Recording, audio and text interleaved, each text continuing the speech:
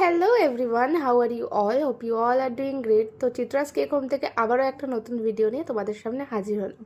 তো আজকে যে কেকের অর্ডারটা ছিল সেটা একটা 1 পাউন্ডের ব্ল্যাক ফরেস্ট থিম কেক, মানে ব্ল্যাক ফরেস্ট ফ্লেভার, আর থিমটাও তোমরা দেখতে পাবে আস্তে আস্তে। তো এখানে যে রেড কালারের ফিলিংসটা দেখলে সেটা চেরি ফিলিংস, তোমরা সবাই জানো রেড মানে ব্ল্যাক ফরেস্টে থাকেই। আচ্ছা, তো এখানে এর যে বডির কালারটা ছিল সেটা এরকম একটা লাইট ব্রাউনিশ একটা কালার। এরপর এর যে ডিজাইনটা ছিল খুবই সুন্দর ছিল।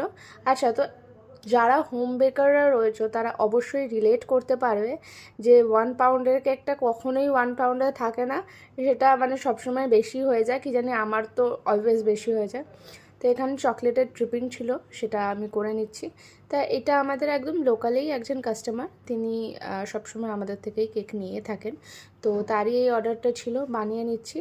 আর হঠাৎ করে তোমরা হয়তো ভাবছো যে ড্রেসটা কী করে চেঞ্জ হয়ে গেল। তো আমি রাতের বেলা ক্রাম কোটিংটা করে রেখেছিলাম যাতে ফ্রিজিংটা ভালো করে হতে পারে, আর সকালবেলা আর্লি মর্নিং এই ডিজাইনটা কমপ্লিট করছি। কারণ রেস্ট অফ দ্য ডে তোমরা প্রত্যেকেই জানো আমরা তো সুইগি আর জোম্যাটোতে বোডাউন রয়েছে, তো অর্ডার আসতে থাকে। তো তাই জন্য রিস্ক নিয়ে নিই, সকাল সকাল আগে কেকটা বানিয়ে নিচ্ছে। আচ্ছা, তো এখানে ফেরার রসদ ছিল, অরিও ছিল, কিটক্যাট ছিল, অনেক চকলেট, মানে চকলেট ওভারলোড বলা যায় ওপরটা। তো এটা হচ্ছে তার ফাইনাল লুক, আমি এর পিকচার্সগুলো অ্যাটাচ করে দিচ্ছি। আর এটা হচ্ছে আমার ভাই, ওকে আমি মাঝখানে নিয়ে এসেছি।